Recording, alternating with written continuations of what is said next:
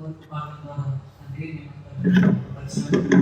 మరొకసారి మీ జీవం కలిగిన సన్నిధానంలో జీవవాక్యం ధ్యానించడానికి మేము ఆయనపడుతుండగా మీ సహాయం చేసి నా తండ్రి మీ దాసుని నిలబెట్టుకున్నందుకు వందనాలు.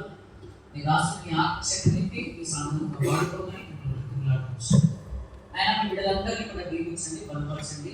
ఆయన నిలబడుతున్న ఈ మాటలు తండ్రి మా అందరి హృదయాలు నాటబడి బోధకులుగా ఫలించులాగా తండ్రి చేయమని, అలాగే తండ్రి మీ వాక్యానుసారంగా మేము బ్రతుకులాగా మీ కృపను మాకు చూపించుకున్నాం తండ్రి. ఇప్పుడు వేడుకుంటూ ప్రాధాన్యపడుతూ ఆలోచించి అంతవరకు మీరే తోడుని సహాయం చేసి నడిపించాం. క్రీస్తు ప్రార్థన మీకు సమర్పించుకుంటున్నాను తండ్రి. ఆమేన్. ప్రభునందు ప్రియమైన సహోదరి సహోదరులారా, కూడా మన ప్రభువు మన రక్షకుడైన యేసుక్రీస్తు వారి శ్రేష్ఠమైన నామములో మీ అందరికీ నా వందనాలు. దేవుడు మళ్ళా మనల్ని ప్రేమించి తన కృపలో భద్రపరిచి మరి యొక్క దినాన్ని దేవుడు మన జీవితంలో దయచేసినందుకు తండ్రి అయిన దేవునికి మా ప్రభువును రక్షకుడైన యేసుక్రీస్తు వారి శ్రేష్ఠమైన నామములో కృతజ్ఞతాస్తుతులు చెల్లించుకుంటున్నాను. మన వర్తమానాలు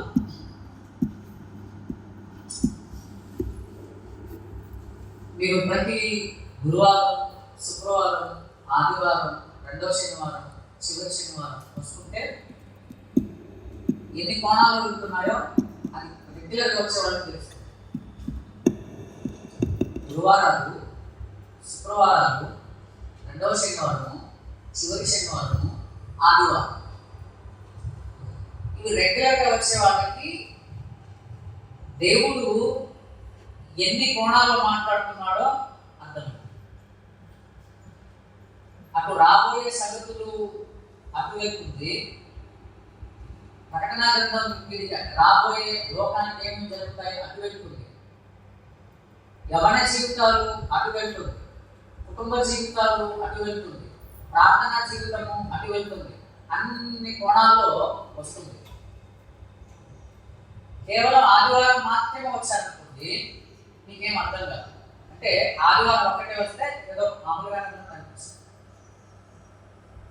ఇవన్నీ కూడా రెగ్యులర్గా వస్తే అప్పుడు అన్ని కోణాలు వస్తాయి, అన్ని కోణాల్లో వస్తాయి. కాబట్టి దయచేసి మీరు గురువారం రావడానికి ప్రయత్నించండి, శుక్రవారం వీలైతే రావడానికి ప్రయత్నించండి, రెండవ శనివారం ఖచ్చితంగా రండి, చివరి శనివారం ఖచ్చితంగా రండి, గురువారం ఖచ్చితంగా రండి, ఆదివారం ఖచ్చితంగా రండి.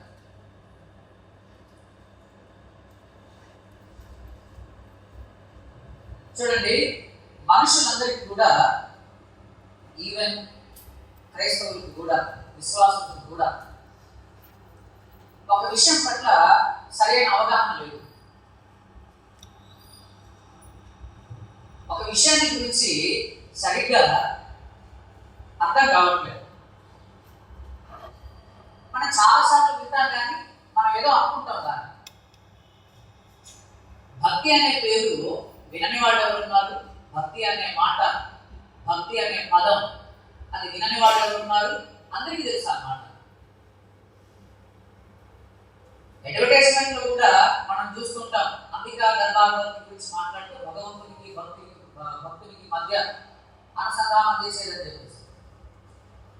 భక్తి గురించి అందరికీ తెలుసు, అవిశ్వాసులకు తెలుసు, విశ్వాసులకు తెలుసు, క్రైస్తవులకు తెలుసు, క్రైస్తవ వ్యక్తులకు ఆ పదం గురించి తెలుసు, ఆ పదాన్ని విన్నారు. కానీ అసలు భక్తి అంటే ఏంటి? భక్తి అంటే ఏంటి? ఇందాక మనం చదువుకున్నాం కదా, యోగ గ్రంథం 4లో అక్కడ చూడండి, 6వ వచనంలో ఒక మాట, నీ భక్తి నీకు ధైర్యం పుట్టింపదా అన్నాడు. నీ భక్తి నీకు ధైర్యం పుట్టింపదా? ఎవరి మాట్లాడుతున్నాడు ఈ మాట? 4వ అధ్యాయం 1వ వచనం చూస్తే, దానికి ప్రేమానీయుడైన ఎలీఫజు, యోబు గారి యొక్క ఒక స్నేహితుడు, 3 స్నేహితుల్లో ఒక స్నేహితుడు. ఆయనకు చాలా దుఃఖంలో, చాలా బాధల్లో, కొడుకులు పోయి, ఇల్లు మొత్తం పోయి, ఆస్తి మొత్తం పోయి, ఆరోగ్యం మొత్తం పోయి, ఆ ఆరోగ్యంలో కూడా తట్టుకోలేనంత బాధలో ఆయన ఉండి గోక్కోవడానికి చిల్ల పెంకు తీసుకొని చిల్ల చిల్ల పెట్టుతో పైన కింద వరకు మొత్తం గోపుతున్నాడు. ఈయన అంటున్నాడు, నీ భక్తి నీకు ధైర్యం పుట్టింపగా. చాలా భక్తిపరుడవే కదా, చాలా యథార్థపరుడవే కదా, నీతిపరుడవే కదా, మరి ఎందుకు ఈ శ్రమంలో ఏదో అయిపోతున్నట్లుగా నువ్వు అలా ఉన్నావేంటి? చాలా భక్తిపరుడవే కదా, నీ భక్తి నీకు ధైర్యం పుట్టించాలి కదా, పుట్టింపగా అని అడుగుతున్నాడు. భక్తి ఏంటి? భక్తి భక్తి అంటే ఏంటి? భక్తి అంటే మనం అనుకున్నది ఏంటంటే ప్రార్థనకు వెళ్ళడం భక్తి, ప్రార్థన చేయడం భక్తి, బైబిల్ చదవడం భక్తి, కానుక ఇవ్వడం భక్తి, ప్రార్థన పెట్టించుకోవడం భక్తి, సువార్త చెప్పడం భక్తి, మీటింగ్లు చెప్పడం భక్తి, మీటింగ్లు అరేంజ్ చేయడం భక్తి. బైబిల్లో భక్తి అంటే అవన్నీ చెప్పట్లేదు. దేవుని వాక్యము భక్తి అంటే అవన్నీ చెప్పట్లేదు. భక్తిలో చిన్న భాగాలు, కానీ అది మాత్రమే భక్తి కాదు. నువ్వు బైబిల్ చదివితే అది భక్తి కాదు, నువ్వు ప్రార్థన చేస్తే అది భక్తి కాదు, నువ్వు సువార్త చెబితే అది భక్తి కాదు, నీవు మీటింగ్లు పెడితే అది భక్తి కాదు, నీవు చందాలు ఇస్తే అది భక్తి కాదు. అది భక్తిలో ఒక భాగం. భక్తిలో ఒక భాగం. అసలు భక్తి అంటే బైబిల్ గ్రంథం దేవుని వాక్యం ఇచ్చిన అర్థం వేరు, దేవుని వాక్యం ఇచ్చిన వివరణ వేరు, దేవుని వాక్యం చెప్పిన విషయం వేరు భక్తి అంటే. కానీ మనకి ఎలా అర్థమైంది, మనుషులకి ఎలా అర్థమైంది అని అంటే, ఆదివారం వెళ్తే భక్తి, ఉపవాసం ఉంటే భక్తి, ప్రార్థన చేస్తే భక్తి, వాక్యాన్ని చదివితే భక్తి, ఇలాగ మనకు భక్తి అంటే అర్థం. అది భక్తిలో ఒక భాగం. భక్తిలో ఒక భాగం. కేవలం కూరగాయలు మాత్రమే కోసేసి పక్కన పెట్టేశాం, అది కూర అవుతుందా? అవదు. కేవలం నూనె మాత్రమే ఉంది, కూరగాయలు లేవు, అది కూర అవుతుందా? అవదు. కేవలం ఉప్పు మాత్రమే ఉంది, కూరగాయలు ఉన్నాయి, అది కూర అవుతుందా? అవదు.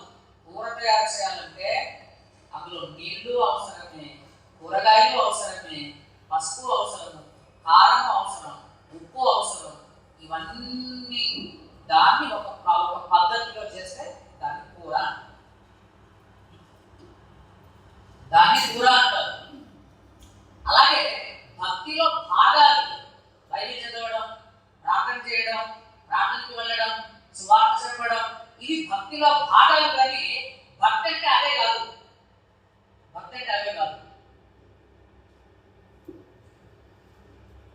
ఒకసారి చూడండి, తిమోతి గారికి పౌలు గారు రాస్తూ చూడండి ఒక మాట మనం చూద్దాం. తిమోతి గారికి రాసిన మొదటి తిమోతి పత్రిక 4వ అధ్యాయం, మొదటి తిమోతి పత్రిక 4వ అధ్యాయం 7-8 వచనాలు చదువుతున్నాం. అపవిత్రములైన ముసలమ్మ ముచ్చట్లను విసర్జించి దేవభక్తి విషయంలో నీకు నీవే సాధకము చేసుకొనుము. శరీర సంబంధమైన సాధకము కొంచెం మట్టుకే ప్రయోజనకరములు గాని దైవభక్తి ఇప్పటి జీవం విషయంలోనూ రాబో జీవము విషయంలోనూ వాగ్దానంతో కూడినదైనందున అది అన్ని విషయములలో ప్రయోజనకరమవును అన్నాడు. దేవభక్తి సాధన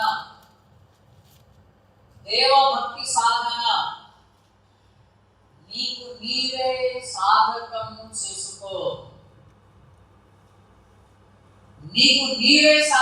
చేసుకో.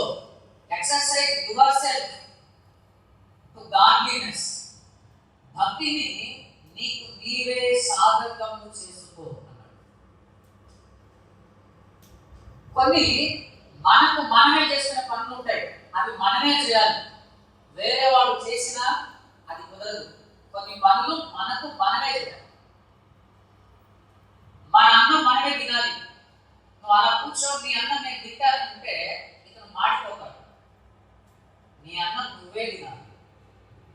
నీ నీళ్లు నువ్వే తాగాలి, నీ చదువు నువ్వే చదవాలి, నీవు స్కూల్కి వెళ్ళడం కాలేజ్కి వెళ్ళడం నువ్వే వెళ్ళాలి. నీ తరపున మన తల్లిదండ్రులు వెళ్ళినా కుదరదు, నీ తరపున నీ ఫ్రెండ్స్ వెళ్ళినా కుదరదు. నీ స్నానం నువ్వే చేయాలి, నీ మొహం నువ్వే కడుక్కోవాలి, నీ మందులు నువ్వే వేసుకోవాలి, నీ నిద్ర నువ్వే పోవాలి. అలాగే భక్తి కూడా నీకు నీవే సాధకము చేసుకో అన్నాడు. అంటే భక్తిని సాధన చేయవలసిన బాధ్యత ఇక్కడ కూర్చున్న వారిలో ఎవరికి వారితే. నేను భక్తి సాధన చేస్తే మీకు రాదు, మీరు భక్తి సాధన చేస్తే నాకు రాదు. నా సాధన నాదే, మీ సాధన మీదే. భక్తి దేవభక్తి సాధన నీకు నీవే చేసుకో అని చెప్పాడు. అంటే భక్తి సాధన ఏంటి? భక్తి సాధన మరలా ఇంకో మాట చూద్దాం. అదే తిమోతి గారికి రాసిన మొదటి పత్రిక, తిమోతి గారికి పౌలు గారు రాసిన మొదటి పత్రిక 6వ అధ్యాయము 6వ వచనం ఒకసారి. సంతుష్టి సహితమైన దైవభక్తి గొప్ప లాభ సాధనమై ఉన్నది. చాలు. సంతుష్టి సహితమైన దైవభక్తి గొప్ప లాభ సాధనమై ఉన్నది. Contentment godliness, contented godliness. సంతుష్టి సహితమైన దైవభక్తి. ఇక్కడ కూడా దైవభక్తి సంతుష్టి సహితమైన అంటే అర్థం ఏంటంటే నీవు ఏదైతే కలిగి ఉన్నావో దానిని బట్టి తృప్తి కలిగి నీ భక్తిని సాధన చేయి అని అర్థం. నువ్వు ఏదైతే కలిగి ఉన్నావో దానిని బట్టి కింద మనం చదివితే ఒకసారి చదువుతాం చూడండి మళ్ళా. అదే 6వ అధ్యాయం, మొదటి తిమోతి పత్రిక 6వ అధ్యాయము ఒకసారి చూడండి. మనం ఎక్కడి నుంచి చదువుదామంటే అక్కడ చదవండి. సంతుష్టి సహితమైన దైవభక్తి గొప్ప లాభ సాధనమై ఉన్నది. మనకి లోకంలోనికి ఏమీ తెలియదు, దీనిలో నుండి ఏమీ తీసుకొని పోలేము. కాగా అన్న వస్త్రములు గలవారమై ఉండి వాటితో తృప్తి పొంది ఉండుము. ఇది సంతుష్టి సహితమైన భక్తి. అంటే తినడానికి కూడా కట్టుకోవడానికి కూడా చాలు, అంతకు మించి ఎక్కువగా దేని గురించి కూడా ఆశపడదు. ఎందుకంటే వచ్చినప్పుడు ఏది తీసుకొని రాలేదు, పోయేటప్పుడు కూడా 100 మెజికాలు ఉన్నా అవన్నీ ఇక్కడే వదిలిపెట్టేసి వెళ్ళిపోతాం, అవన్నీ ఇక్కడే వదిలిపెట్టేసి వెళ్ళిపోతాం. చాలా హోటల్ లాంటి రాజభవనాలు, హోటల్ లాంటి భవనాలు కట్టించిన లాస్ట్కి ఏదో ఒక రోజు మరణం వస్తుంది. ఆ భవనాలన్నీ ఇక్కడే ఉంటాయి. నువ్వు పోయిన తర్వాత ఆ భవనాలు ఎవరికి చెందుతాయో, ఆ లగ్జరీ వస్తువులు ఎవరికి చెందుతాయో నీకు తెలియదు, నాకు తెలియదు. కాబట్టి దేవుడు చెప్తున్నాడు, నువ్వు వచ్చేటప్పుడు ఏం తీసుకురాలి, పోయేటప్పుడు కూడా ఏం తీసుకెళ్ళవు. కాబట్టి జాగ్రత్తగా ఉండు. భక్తిని సాధన చేస్తూ ఈ లోకంలో బ్రతుకు. భక్తి సాధన నీకు నీవే చేస్తూ ఈ లోకంలో నీకు కలిగిన వాటిలో తృప్తిగా జీవించు. చాలా ఉంది కానీ తృప్తి లేని జీవితాలు. చాలా మందికి విస్తారమైన ధన సంపద ఉంది కానీ సంతృప్తి లేని జీవితాలు. ఖరీదైన వస్తువులన్నీ చాలా మందికి ఉన్నాయి కానీ వాటి వల్ల ఎలాంటి మనశ్శాంతి, సమాధానం లేని బ్రతుకులు ఈరోజు మనం చూస్తున్నాం. వాక్యం చెప్తుంది, దేవుడు చెప్తున్నాడు, సంతుష్టి సహితమైన దైవభక్తి. సంతుష్టి సహితమైన దైవభక్తి. అలాగే ఈ భక్తి గురించి ఇంకా చూద్దాం. ఇంకో వర్షం తిమోతి గారికి రాసిన 2వ పత్రిక, పౌలు గారు తిమోతి గారికి రాసిన 2వ పత్రిక 3వ అధ్యాయము 5వ వర్షం చూడండి.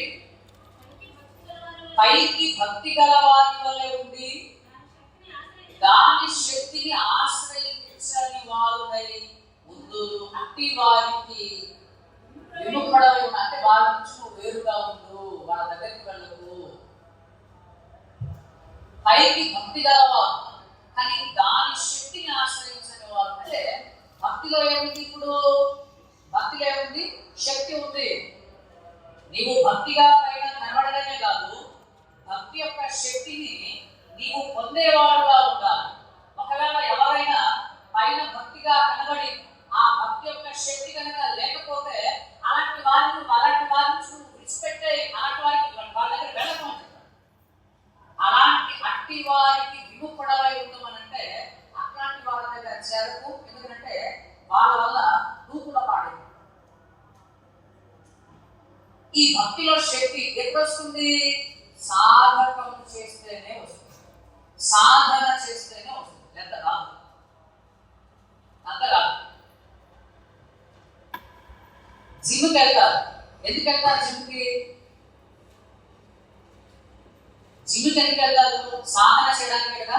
సాధన ఎందుకు వెళ్తారు జిమ్కి? ఏ కారణాలను బట్టి వెళ్తారు? ప్రాముఖ్యంగా రెండు కారణాలను బట్టి వెళ్తారు. బాగా లావుకున్నాడేమో ఆ కొవ్వంతా కడగడానికి, ఆ లావు తగ్గడానికి సాధన చేయడానికి వెళ్తారు. సన్నగా ఉన్నోడేమో కండలు పెరగడానికి వెళ్తారు. ఈ రెండు కారణాలను బట్టే వెళ్తారు. ఇక ఆరోగ్యము అది తర్వాత సంగతి. కానీ ప్రధానంగా వెళ్ళేది ఏంటంటే లావు ఉన్నోడేమో స్లిమ్గా తయారవడానికి, మరీ బలిగినగా అంటే మరీ బాగా ఉన్నోడేమో కాస్త కండలు తీసుకుందామని వెళ్తారు. వెళ్ళి సాధన చేసుకుంటాడు. రాత్రికి రాత్రే తగ్గుతాడా బరువు? రాత్రికి రాత్రే కండలను పెరిగిపోతాయా? కరగదు. రాత్రికి రాత్రే పక్కగా ఉన్నవాడు కండలతో వచ్చేస్తాడు జిమ్ నుంచి? రాదు. ఏం చేయాలి? సాధన చేస్తాడు. 1 నెల పట్టొచ్చు, 2 నెలలు పట్టొచ్చు, 3 నెలలు పట్టొచ్చు, 6 నెలలు పట్టొచ్చు, సంవత్సరం పట్టొచ్చు. అలాగే దేవభక్తి సాధన కూడా 1 నెల, 2 నెలలు, సంవత్సరం కాదు. నీవు చివరి శ్వాస విడిచేంత వరకు దీనిని సాధన చేయవలసినదే. ఎక్సర్సైజ్ చేస్తాం, అది ఎంతకాలం? అది ఈ లోకంలో నీవు బ్రతికినంత కాలమే. నీ శరీరానికి కాస్త ఆరోగ్యం. కానీ దేవభక్తి గురించి దేవుడు మాట్లాడాడు, ఇప్పటి జీవం విషయంలోనూ రాబో జీవ విషయంలోనూ లాభ సాధనమై ఉన్నది. కాబట్టి దేహ సాధన కాదు ముందు చేయవలసింది, భక్తి సాధన చేయాలి. భక్తి సాధన చేయాలి. దేహ సాధన కంటే భక్తి సాధన గొప్పది. దేహ సాధన కంటే దైవ భక్తి సాధన ప్రయోజనకరమైనది.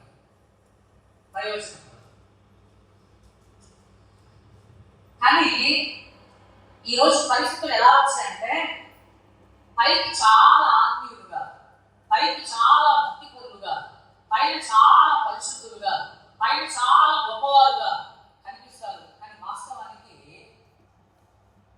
వాళ్ళ ఇంట్లో వెళ్తే, తాను రహస్యంగా ఉన్నప్పుడు ఆలోచిస్తే ఆ భక్తి, ఆ సాధన, ఆ ఆత్మీయత, ఆ పరిశుద్ధత ఏది కనిపించదు.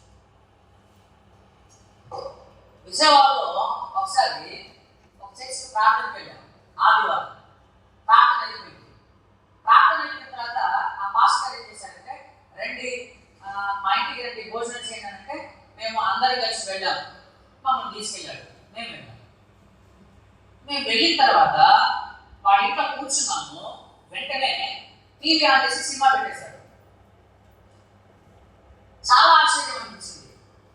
నేను ఫస్ట్ టైం అది చూడడం. అంటే ప్రార్థనకు వెళ్ళి ప్రార్థన చేసేవాళ్ళు, ప్రార్థనకు వెళ్ళేవాళ్ళు, తర్వాత వాక్యం చెప్పేవాళ్ళు కూడా ఇలా చూస్తారా అన్న ఫస్ట్ టైం అది. తర్వాత మేము హైదరాబాద్లో కొంతకాలం పరిచయం చేసాం. అప్పుడు హైదరాబాద్లో ఒక సంస్థ ఉంది, దాని పేరు వదిలేండి. ఆ సంస్థ యొక్క నాయకుడు ఒకసారి వాళ్ళ ఇంటికి వెళ్ళాం. ఈసీఐలో ఉంటారు వాళ్ళు. అక్కడ నుంచి మామూలుగా వెళ్ళాం. వాటికి కారులో చాలా పెద్ద ఎస్టేట్ ఉంటుంది లోపల. కారులో వెళ్ళాము. వెళ్ళిన తర్వాత వాళ్ళ ఇంటికి పైన వెళ్ళాము. ఆయనకి 3 కొడుకులు.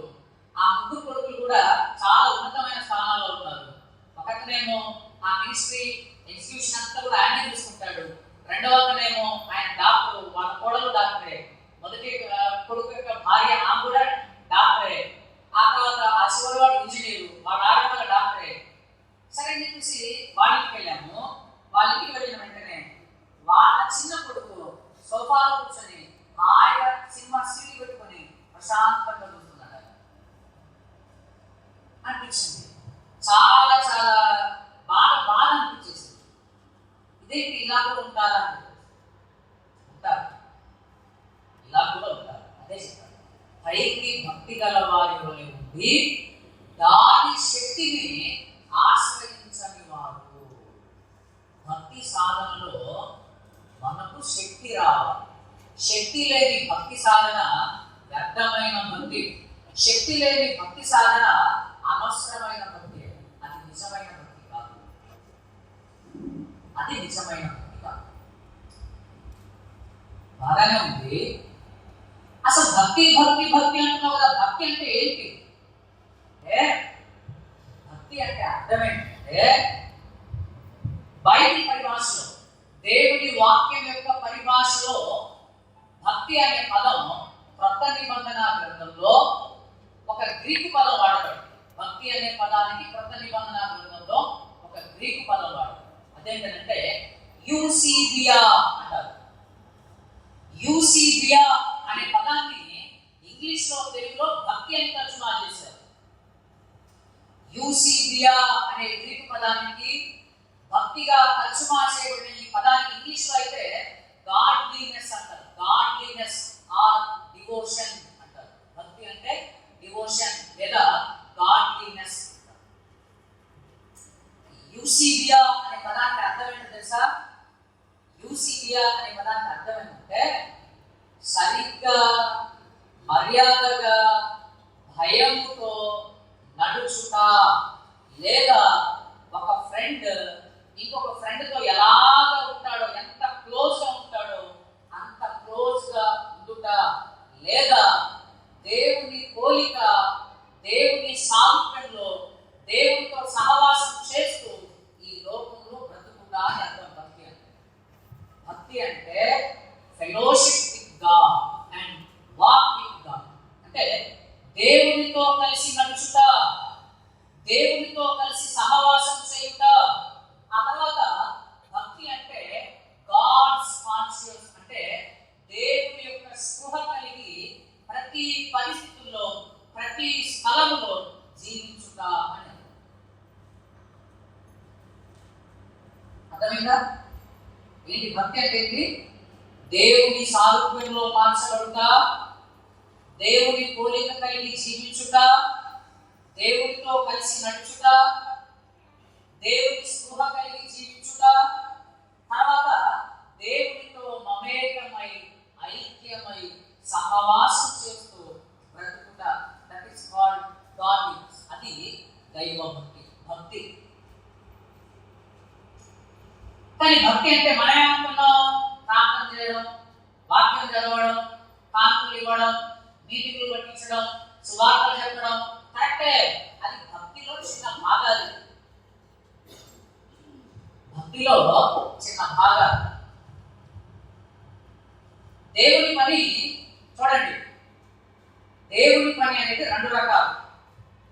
ఒకటేంటంటే ఆయన ఆజ్ఞాపించిన వాటిని చేయడం, అదొకటి.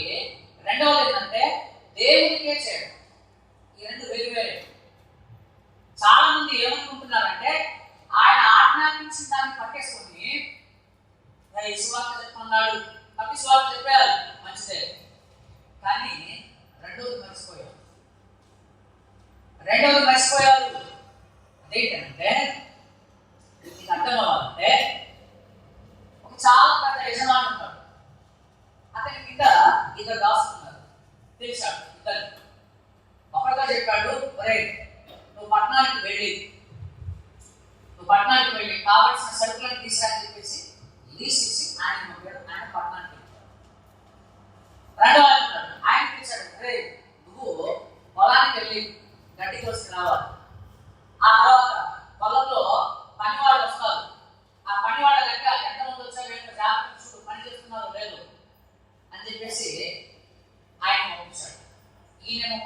వెళ్ళిపోయాడు, ఆయన పొలానికి వెళ్ళాడు.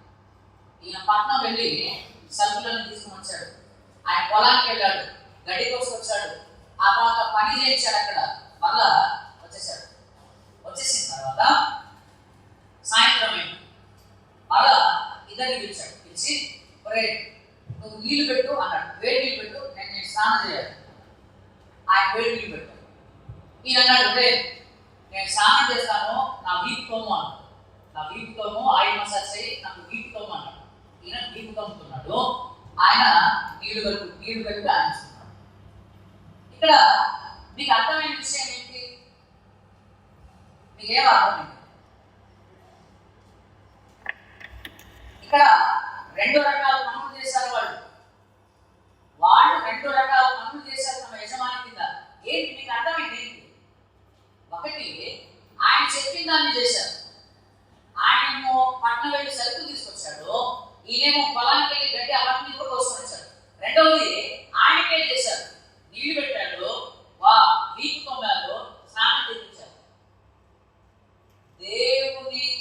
దేవుడు ఆజ్ఞాపించింది చేయడం ఒక ఎత్తు, నీవు ప్రత్యేకంగా పర్సనల్ గా వ్యక్తిగతంగా ప్రతి దినం దేవుడి పాదాల దగ్గర గడపడం అదొక ఎత్తు. ఇది లేదు చాలా మందికి. దేవుడి పాదాల దగ్గర గడపడం, ప్రతిరోజు ఆయన సన్నిధానంలో గడపడం, ఆయన ఏ మాట ఇస్తాడో, ఏ తలపు ఇస్తాడో దాని కొరకు కనిపెట్టుకొని జీవించుట అనేది లేదు ఈరోజు. ఇది లేకుండా మొత్తం ఏం చేసాం? అంతా చెప్పడం. ఎక్కడ కనిపిస్తే అక్కడ చెప్పడానికి, ఎక్కడ పడితే అక్కడ ఇక చెప్పడమే పని.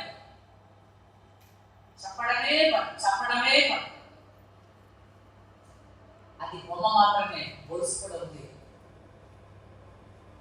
అలాగే భక్తి అనగానే ఏంటంటే నువ్వు ప్రార్థన చేయడం, నువ్వు వాక్యం చదవడం, సువార్త చెప్పడం, కానుకలు ఇవ్వడము, అదంతా కూడా ఒకే, అదంతా కూడా బొమ్మ, అదంతా కూడా తీసే, అదంతా బొమ్మ. కానీ గొలుసును పట్టించుకోవాలి. ఏంటి భక్తి అంటే?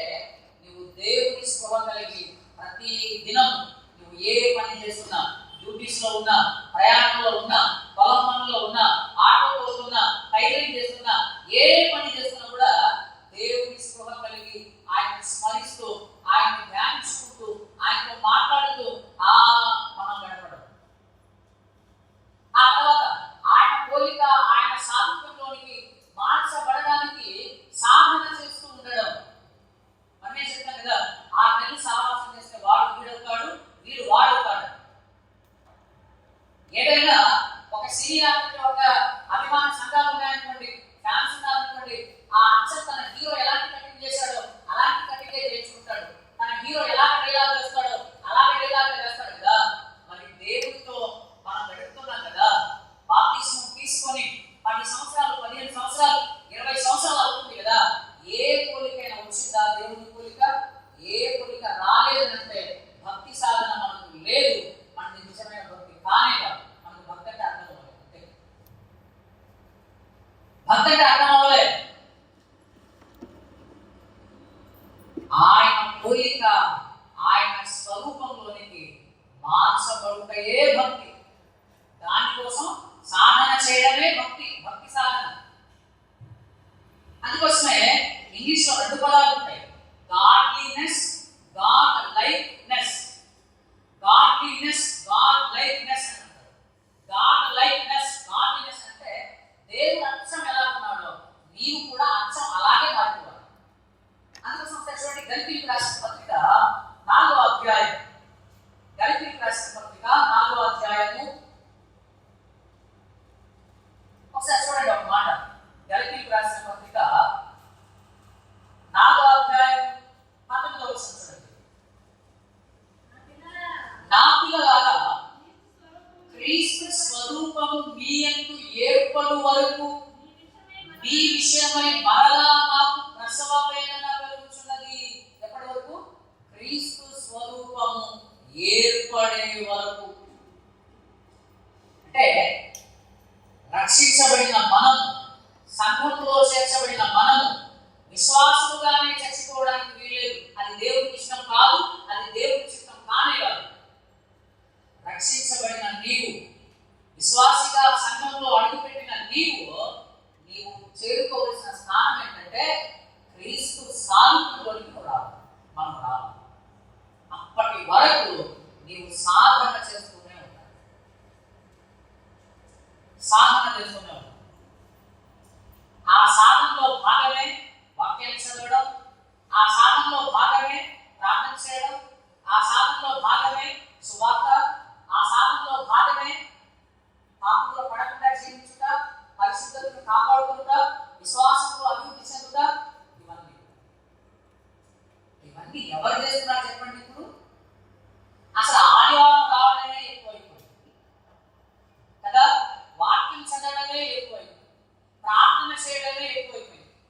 ఇవన్నీ సాధన, ఇవన్నీ ఎక్కడైతే.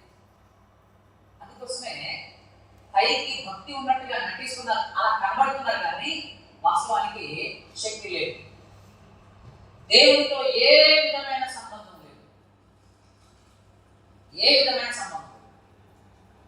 బైబిల్ గ్రంథంలో చూడండి, ఒక మంచి భక్తి పరుడు మాట్లాడారు. ఒకసారి చూడండి, ఆదికాండము 5వ అధ్యాయం, ఆదికాండము 5వ అధ్యాయము చూడండి ఒకసారి. ఆదికాండము 5వ అధ్యాయము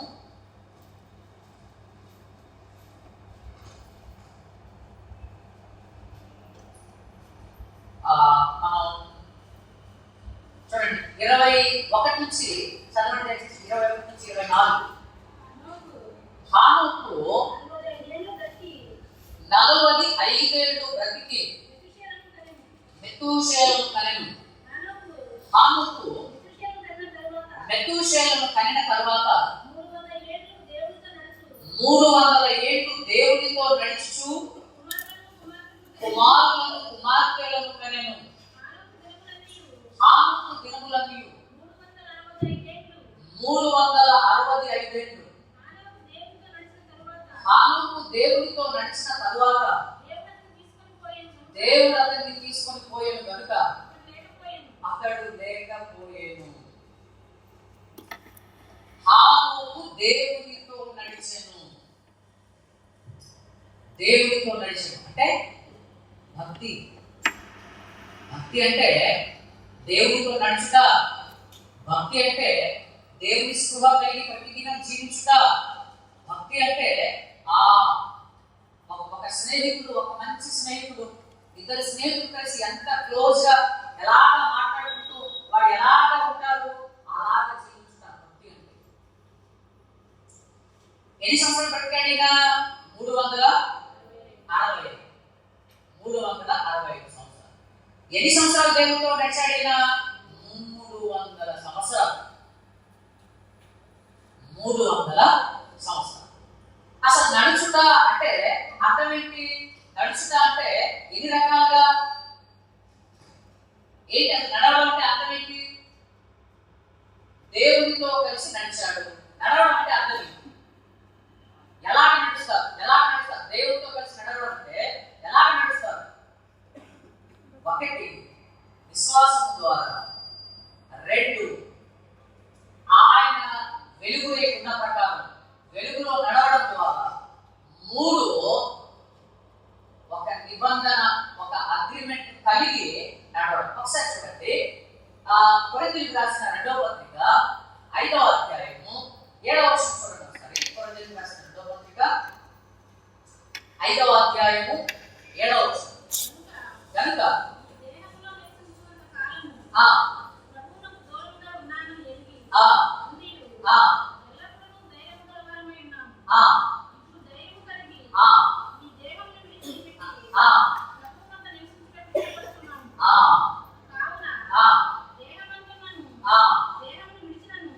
దేహమంతున్నను దేహం విడిచినను ఆయన ఇష్టమై ఉండవలెనని. ఇక్కడ చూడండి, మనం ప్రభువుకు దూరంగానే ఉన్నాం కాబట్టి చాలా భయంతో బ్రతకాలి. మన శరీరంలో ఉన్నాం, ఆయన చాలా సన్నిహితంగా బ్రతకాలి. ఆయనకు దగ్గరగా ఉన్నా, ఆయనకు దూరంగా ఉన్నా, దేహంలో ఉన్నా, దేహంలో లేకపోయినా చాలా చాలా సన్నిహితంగా, చాలా భయం కలిగి జీవించాలి.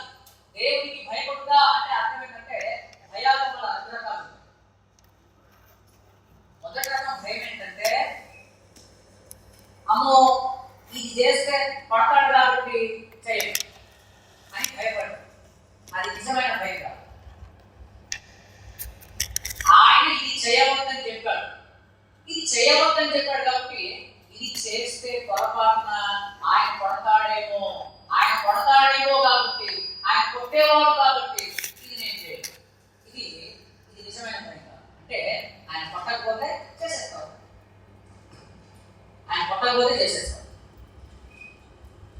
టీచర్ హోంవర్క్ చేయకపోతే చేయని వాళ్ళు ఎవరు అందరికీ రండి అని చెప్పేసి అందరికీ కొట్టింది అనుకోండి, అప్పుడు భయపడతాడు. ఏంటి, అమ్మో హోంవర్క్ చేయకపోతే మా టీచర్ కొట్టింది కాబట్టి, టీచర్ హోంవర్క్ చేయకపోతే కొట్టింది కాబట్టి నేను చేయాలంటే అది నిజంగా నేర్చుకునేవాడి లక్షణం కాదు.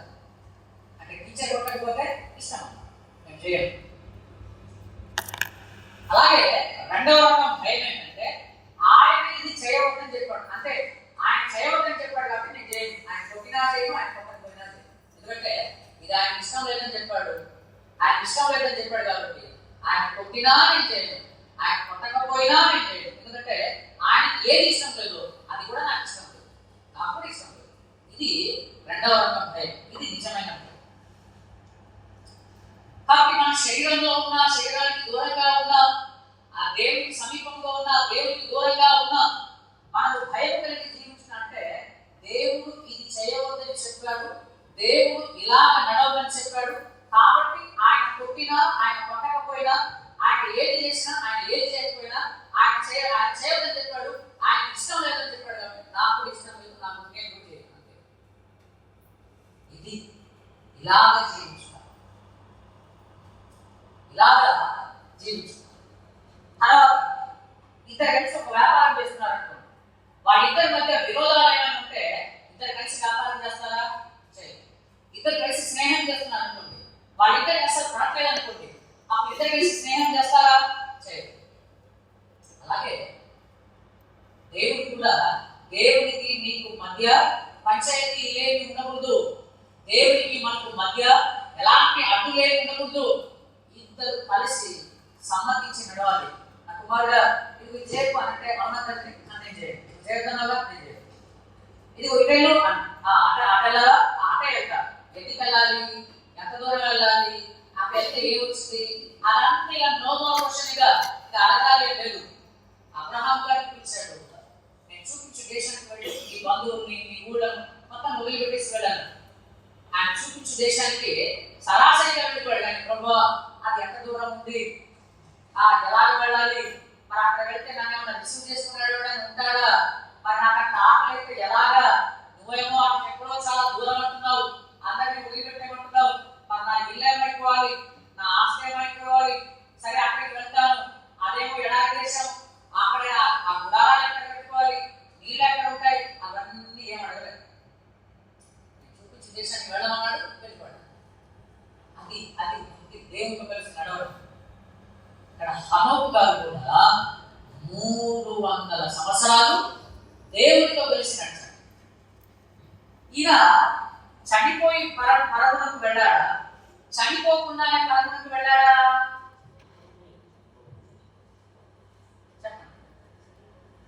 చనిపోయి వెళ్ళాడా, చనిపోకుండానే పరమునకు వెళ్ళాడా? ఇది కూడా ఈ గదర్వాలో కూడా ఉంది క్రైస్తవ సమాజంలో. కొంతమంది ఏమో లేదు చచ్చిపోయే వెళ్ళాలి, కొంతమంది ఏమో కాదు ఆయన చనిపోకుండానే వెళ్ళాలి. ఇది మీరేం చెప్తారు, మనమేం చెప్తాం చెప్పండి, మీరేం చెప్తారు చెప్పండి? చనిపోయి వెళ్ళాడు అదా, చనిపోకుండా వెళ్ళాడా? చనిపోకుండానే వెళ్ళాలి, అది నిజం. సింపుల్ గా చెప్పమంటారా? ఒకసారి చూడండి, నిజంగా ఈయన ఎంత భక్తి పడో ఒకసారి చూడండి. ఈయన చనిపోయి వెళ్ళాడో చనిపోకుండా వెళ్ళాడో ఒక్క నిమిషం. ఆదికాండం 5వ అధ్యాయం అందరూ, ఆదికాండము 5వ అధ్యాయం అందరూ. ఇక్కడ వంశావళి, ఆదాము వంశావళి గురించి రాయించాడు. ఆదాము వంశావళి గ్రంథం ఇదే అని ఉందా? మొదటి వచనంలోనే ఉందా? ఉంది. ఆదాము వంశావళి గ్రంథం ఇదే, దేవుడు ఆదాము సృష్టించిన దినమున అని కదా. ఇప్పుడు చూడండి, ఆదికాండము 5వ అధ్యాయము 5వ వచనం చూడండి. 930 ఏళ్ళు అప్పుడు అతను చనిపోయాడు. 8వ వచనం చూడండి. షేతు బ్రతికిన దినములన్నయు 912 ఏళ్ళు అప్పుడు అతను చచ్చిపోయాడు. 11వ వచనం చూడండి.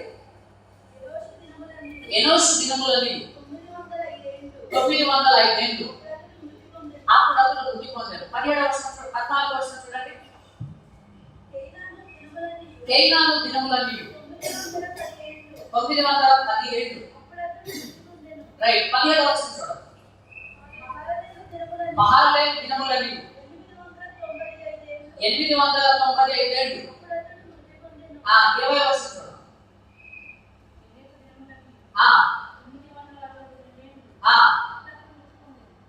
31 వర్షం చూడము. లెమెకు దినములన్నీ 775 ఏళ్ళు. ఇప్పుడు అందరి గురించి మృతి పొందేను ఉంది. ఈ దగ్గర మాత్రం ఆ మాట లేదు. ఒకవేళ ఈయన కూడా చనిపోయే వెళ్తే ఆ మాట ఈయన కూడా రాయించాలి, అక్కడ వర్తించాలి. ఆదికాండం 5వ అధ్యాయం సమాధుల తోటలో అందరి పేర్లు ఉన్నాయి, కానీ ఈ పేరు లేదు, చచ్చిపోయాడు. ఆ తర్వాత చూడండి, హనోకు తర్వాత ఇప్పుడు చూడండి మెతుషేల గురించి చూడండి, 25 చూడండి. మెతుషేల దినములన్నీ 969. ఆయన పైన వాళ్ళందరూ మృతి పొందారండి, ఆయన కింద అందరూ కూడా మృతి పొందారండి. ఈ దగ్గర మాత్రం ఆ మాట లేదు. కారణం ఏంటి? ఈ దగ్గర ఆ మాట లేదు. సరే, ఈ విషయం అది ప్రత్యేకంగా ధ్యానించుకోవాల్సిన అవసరం విషయం ఉంది కాబట్టి మనం దీన్ని కొద్దిగా టచ్ చేసి వదిలిపెట్టేస్తాం. మన విషయం అది కాదు. చూడండి, ఈయన 300 సంవత్సరాలు దేవునితో కలిసి నడిచారు. ఎలాంటి పరిస్థితుల మధ్య నడిచారు తెలుసా ఆయన? అది భూమి బలాత్కారం చేత పట్టబడిన దినాలు, చాలా భయంకరమైన దుర్మార్గం, పాపం ఏలుకున్న దినాలు. ఆ టైంలో ఈయన దేవునితో కలిసి నడిచారు. దేవునితో కలిసి నడుస్తూ ఏం చేశాడు ఆయన? పిల్లలను, కుమార్తెలను అన్నాడంట. అంటే భక్తి అనగానే సన్యాసం తీసుకోవడం కాదు. భక్తి అనగానే భార్య పిల్లలను వదిలిపెట్టి వెళ్ళిపోవడం కాదు, లేకపోతే పెళ్లి చేసుకోకుండా ఎటో ఉండడం కాదు. భక్తి అంటే కుటుంబము చూసుకోవాలి, నీ పని చూసుకోవాలి, నీ పిల్లలను చూసుకోవాలి, దేవునితో నువ్వు నడవడం అది మాత్రం మర్చిపో. ఇక్కడ చూడండి, ఈయనకి ఎవరు పుట్టారు? మెతుషేల పుట్టారు. బైబిల్ గ్రంథంలో ఎక్కువ దినాలు బ్రతికిన వ్యక్తి ఎవరు మనుషుల్లో? మెతుషేల గారే కదా, 969 సంవత్సరాలు. అసలు మెతుషేల అనే పేరుకి అర్థం ఏంటో తెలుసా? మెతుషేల అనే పేరుకు అర్థం ఏంటో తెలుసా? అర్థం ఏంటంటే when he died it shall come. అంటే ఇతను చనిపోయిన తర్వాత అది వచ్చును అని. మెతుషేల అనే పేరుకి అర్థం ఏంటంటే when he died it shall come. ఇతను చనిపోయినప్పుడు అది వచ్చును అంటే దేవుడు ఈ హనోకు గారి ద్వారా దర్శనం అంటే జరగబోయే సంగతిని ముందుగానే చూపించాడు. హనోకు, నువ్వు నాతో మన ఇద్దరం కలిసి చాలా బాగా నడుస్తున్నాం, మన స్నేహం చాలా బాగుంది, అయితే నీకు ఒక విషయాన్ని నేను చెప్పాలి. నీకు ఒక కొడుకు పుడతాడు, ఆ కొడుకుకు నువ్వేం పేరు పెడతావంటే మెతుషేల అని పేరు పెట్టు. మెతుషేల అనే పేరుకి అర్థం ఏంటంటే ఇతను చనిపోయిన తర్వాత అది వచ్చును. సేమ్ కొడుకు పుట్టాడు, కొడుకు పుట్టిన తర్వాత మెతుషేల అని పేరు పెట్టాడు. విషయం ఏంటంటే మెతుషేల చనిపోయిన తర్వాత, ఇవాళ చనిపోయాడు, జలప్రలయం తీసుకొచ్చింది. మెతుషేల చనిపోయిన తర్వాత భూమి మీద జలప్రలయం వచ్చింది. అందుకోసమే ఆ పేరుకి అర్థం అది. ఇతను చనిపోయిన తర్వాత అది వచ్చింది. అంటే దేవుడు హనోకు గారిని ఒక ప్రవక్తగా కూడా ఆయన వాడుకున్నాడు. ఆ తర్వాత ఆయన చాలా ఇష్టమైపోయింది. ఎంతకాలం భూమి మీద నాతో నడుస్తావు, నా దగ్గరకు వచ్చాను, ఇక నిన్ను విడిచి నేను ఉండలేకపోతున్నాను, నువ్వు కూడా నన్ను విడిచి ఉండలేకపోతున్నావు, ఎంతకాలం నీ భూమి మీద నాతో కలిసి నడుస్తావు, వచ్చే.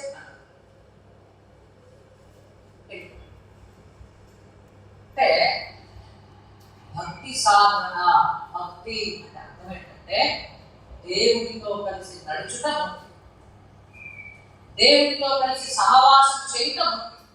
ఇది లేనప్పుడు మనం చేసే ప్రార్థన, మనం చదివే వాక్యం, మనం చెప్పే వాక్యం, మనం చేసే సువార్త, మనం ఇచ్చే కానుకలు, ఇవన్నీ కూడా అంత పెద్ద ఫలితాన్ని ఇవ్వవు. కానీ ఇది మర్చిపోయారు. దీన్ని మర్చిపోయి మిగతావన్నీ చేయడం ప్రారంభించారు. అందుకోసమే ఇది మర్చిపోయారు కాబట్టి పెద్ద పెద్ద ప్రసంగాలు చేసేస్తున్నాము, పెద్ద పెద్ద సభలు పెట్టేస్తున్నారు, కానీ జీవితాలు బక్కడి కాదు. వచ్చే సమస్య అది. అయ్యో అతను చాలా మంచివాడు అని అనుకున్నానే, అతను కూడా ఇలాగా అని అంటే అవును అలాగే ఉంటాడు. మరి ఇది లేకపోతే అలాగే ఉంటుంది. ఆయన చాలా ఇది అనుకున్నాము, కానీ చివరికి ఏంటి ఇలాగా అక్కడ అంటే అక్కడ అలాగే ఉంటుంది. ఎందుకంటే ఇది లేదు కాబట్టి. అందుకోసం చూడండి ఒకసారి తీర్పు రాసిన పత్రిక 2వ అధ్యాయం. తీర్పు రాసిన పత్రిక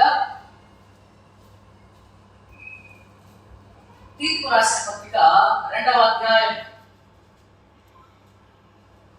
11వ వచనం నుంచి మనం చదువుకుందాం. ఏలైనగా సమస్త మనుషులకు రక్షణకరమైన దేవుని కృప ప్రత్యక్షమై మనము భక్తిహీనతను ఇహలోక సంబంధమైన దురాశను విసర్జించి శుభప్రదమైన నిరీక్షణ ఆ నిమిత్తం అనగా మహాదేవుడును మన రక్షకుడైన యేసుక్రీస్తు మహిమ యొక్క ప్రత్యక్షత కొరకు ఎదురు చూస్తూ ఈ లోకములో స్వస్థ బుద్ధితోనూ నీతితోనూ భక్తితోనూ బ్రతికుచుండాలని మనకు బోధించుచున్నది. స్వస్థ బుద్ధి, భక్తి, నీతి. స్వస్థ బుద్ధి అంటే ఏంటి? స్వస్థ బుద్ధి అంటే ఏంటి? సోబర్ మైండ్ అంటే అర్థం ఏంటి అంటే నీ మనస్సును నీవు కంట్రోల్లో పెట్టుకునే కెపాసిటీ, అది స్వస్థ బుద్ధి. ఏంటంటే స్వస్థ బుద్ధి అంటే ఏంటి? మన మనస్సును మనము స్వాధీనపరుచుకునే శక్తి, అది స్వస్థ బుద్ధి అంటే. ఒక క్రైస్తవ విశ్వాసి, ఒక క్రైస్తవుని యొక్క మనస్సు తన స్వాధీనంలో లేకపోతే అతను విశ్వాసి కాదు, అతను క్రైస్తవుడు కాదు. అంటే ఎంతగానంటే ఏ విషయంలోనైనా సరే నీ మనసును కంట్రోల్ చేసుకోగలరా? నీ మనసు అనేది నీ చెప్పు చేతల్లో ఉండాలి, కానీ నీవు నీ మనసు స్వాధీనంలోకి వెళ్ళదు. నీవు నీ మనసు స్వాధీనంలోకి వెళ్ళకూడదు. మనసు మన స్వాధీనంలో ఉండాలి. అది లేనప్పుడు మనం నిజంగా భక్తి పరులం కాదు. దానికోసం సాధన చేయాలి. క్రైస్తవ జీవితం అంటే అది ప్రతి దినం కూడా అది ప్రాక్టికల్ లైఫ్, అది జీవించవలసిన జీవితాలు.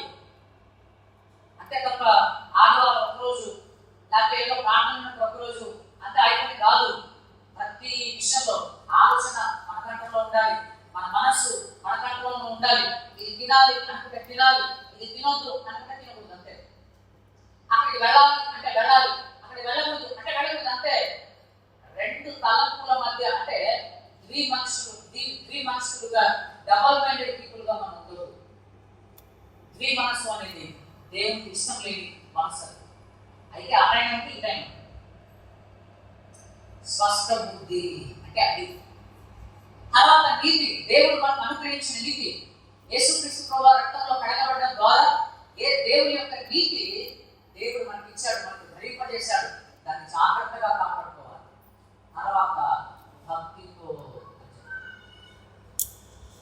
భక్తితో ఇది రాత్రికి రాత్రి వచ్చేది కాదు. రోజు ప్రార్థన చేస్తాడు, రోజు నీకంటే ఒక సమయాన్ని కేటాయించుకొని దేవుని సన్నిధిలో గడపాలి. ఇంకా ప్రతి దినం కూడా నువ్వు దేవునితో గడిపే సమయం, నీ పిల్లల్ని పక్కన పెట్టే, నీ భార్యను పక్కన పెట్టే, నీ భర్తను పక్కన పెట్టే, అసలు ఎవరితో నీకు సంబంధం ఉండదు. ఇది ప్రతి దినం మనం చేయవలసింది. ఇది లేనప్పుడు ఎన్ని గట్టి ప్రసంగాలు చెప్పినా, ఈ జీవితం లేనప్పుడు ఎంత కానుకలు ఇచ్చినా, ఎంత పెద్ద పెద్ద సభలు మనం జరిగించినా ప్రయోజనం లేదు. కావాల్సింది ఇది. అసలు నాదే ఇది. నాదేంటి. ఒక ఒక దైవజనుడు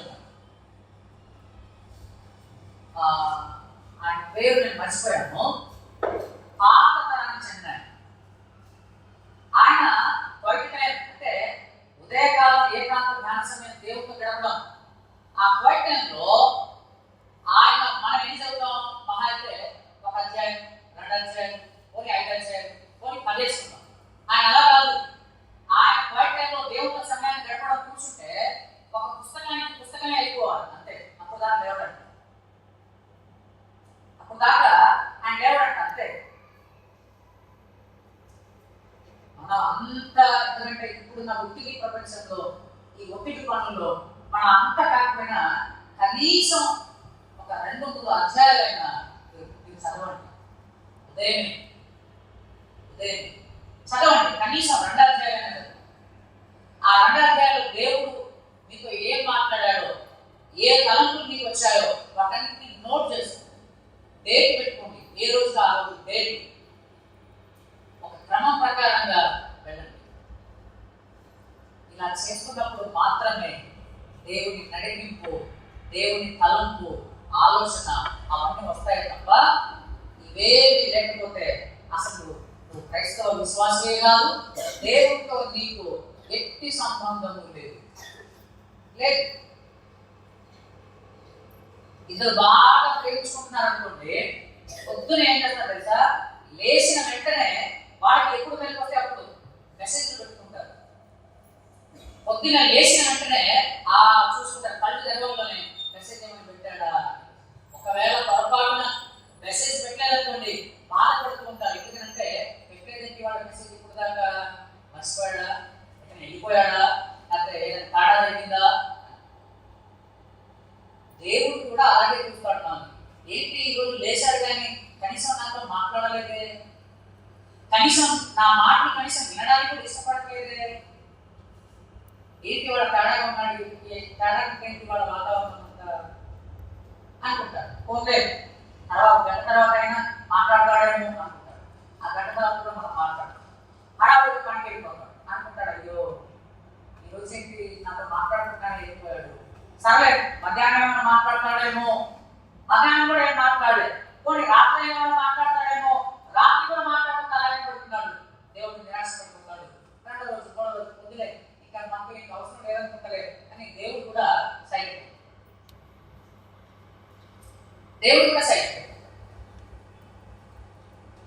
ఇలాగా భక్తి సాధన ప్రతిదినం చేయవచ్చు. అప్పుడు మాత్రమే మన కోరికలు మన స్వాధీనంలో ఉంటాయి, మన ఆలోచనలు మన స్వాధీనంలో ఉంటాయి, మన మనసు మన స్వాధీనంలో ఉంటుంది. పరిశుద్ధత విషయంలో మనం తప్పిపోము, పాపంలో మనం పడిపోము. ఆ తర్వాత మనం చేసే ఏ పైనా సరే దేవుడు దాన్ని తీరుస్తాడు, దేవుడు దాన్ని తీరుస్తాడు. కాబట్టి వీళ్ళగా గుర్తుపెట్టుకోండి, ప్రతి దినం కూడా మీ వ్యక్తిగత జీవితంలో మీరు దేవుడితో సహవాసం చేయండి, దేవుడితో గడపాలి, వాక్యాన్ని చదవాలి, ప్రార్థన చేయాలి, సాక్షిగా నిలబడాలి. అప్పుడు మాత్రమే మనం దేవుని కోసం ప్రకాశించగలగాలి. ఆ భక్తి మాత్రమే ఈ లోక సంబంధమైన జీవితంలోనూ రాబోయే జీవితంలోనూ మనకు లాభాన్ని చేకూరుతుంది తప్ప ఇది లేనప్పుడు ఏది చేసినా ఎన్ని చేసినా ప్రయోజనాలు అయితే పెద్దగా ఏమి ఉండవు. కాబట్టి ఇలాంటి శ్రేష్టమైన భక్తి జీవితాన్ని దేవుడు మనందరికీ కూడా అనుగ్రహించుగాక. ప్రార్థన చేస్తాం.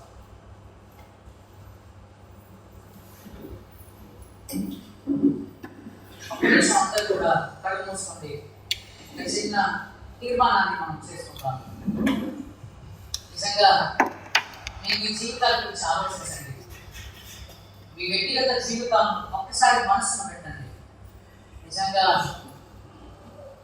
మనం ప్రతిదినం దేవుడితో గడుపుతున్నామా? ప్రతిదినం లేచిన తర్వాత మనం దేవుడితో మాట్లాడుతున్నామా? దేవుడితో గడుపుతున్నామా? దేవుని స్వరాన్ని వినడానికి ఇష్టపడుతున్నామా? సమయాన్ని కేటాయిస్తున్నామా? లేదా మన వ్యర్థమైన ఆలోచనలు, మన వ్యర్థమైన ఆ పనుల గురించి, మన జీవితాల గురించి దేవుడిని విడిచిపెట్టేసి ఆయన సన్నిధిలో మనం సాధన చేయకుండా ఆయన సన్నిధిలో ఆయన పాదము దగ్గర గడపకుండా ఏదేదో చేసేస్తున్నామా? ఒకవేళ నిజంగా దేవుని సన్నిధిలో మనం గడపకపోతే, ఆయనతో మనం సహవాసం చేయకపోతే గుర్తుపెట్టుకోండి, మనం చేసే పనులన్నీ కూడా అది సఫలపరచబడవు. మన ఆత్మీయ జీవితం కూడా అది ఎదగదు, అది ఫలించదు. కాబట్టి ఒకవేళ ఇప్పటి వరకు అలాంటి జీవితాలు లేకపోతే ఈరోజు దేవునితో ఈ ఉదయకాల సమయం ఆయన సన్నిధానంలో తీర్మానం చేసుకోండి. దేవునికి ఒక మాట ఇవ్వండి. ఏ మనిషికి మీరు మాట ఇవ్వాల్సిన అవసరం లేదు, ఏ మనిషి దగ్గర మీరు ఒప్పుకోవాల్సిన పని లేదు. దేవుడు నీవు అంతే, నీకు దేవునికి మధ్య మాత్రమే సంబంధం. కాబట్టి దేవుడితో ఒక తీర్మానం చేయండి. దేవుడికి ఒక మాట ఇవ్వండి. ప్రభువా, ఇంతకాలం నాకు తెలియలేదు, లేకపోతే నేను నిర్లక్ష్యం చేశాను, నేను గడపలేకపోయాను, ఇక్కడ నుంచి నా జీవితం అలా ఉండదు. ఆయన మనకు ఎలాగైతే మీతో కలిసి నడిచాడో నేను కూడా మీతో కలిసి అలాగే నడుస్తాను అని ఒక తీర్మానం చేసుకోండి. ఎవరికి వారే. ప్రేమ తండ్రి, కృపగలిగినటువంటి కనికర సంపన్నుడైన దేవా, నా ప్రభువా, భక్తి అంటే ఏంటో ఆయన, భక్తి సాధన అంటే ఏంటో, తనకు ఎలాగైతే 300 సంవత్సరాలు కలిసి నడిచాడు, మేము కూడా మీతో కలిసి చిన్న జీవితాలు ప్రభావ. ఇప్పటికే మా సగం ఆయుష్కాలం అయిపోయింది నా తండ్రి. ఈ కొద్ది కాలమైనా మీతో కలిసి మేము నడవగలిగే భాగ్యం ఉన్నాయి నా తండ్రి. మిమ్మల్ని హత్తుకొని ప్రభావ ఈ లోకంలో జీవించగలిగే భాగ్యం ఉన్నాయి ఆయన. మా భక్తి మాకు ధైర్యాన్ని ఇచ్చే విధంగా, మా భక్తిలో నా తండ్రి మేము శక్తిని పొందుకునే విధంగా మీ సహాయం దయచేయండి. మీరు ఇచ్చిన ఈ వర్తమానం బట్టి వందనాలు. మా జీవితాలు కట్టే దేవుడు, మమ్మల్ని బలపరిచేడు, మమ్మల్ని లేవనెత్తేడు. ఈ వైపు చూస్తూ మేము బలాన్ని ఈ లోకంలో మీతో కలిసి నడగలిగే వారికి దయచేసి పెట్టి క్రీస్తు వారి ప్రార్థన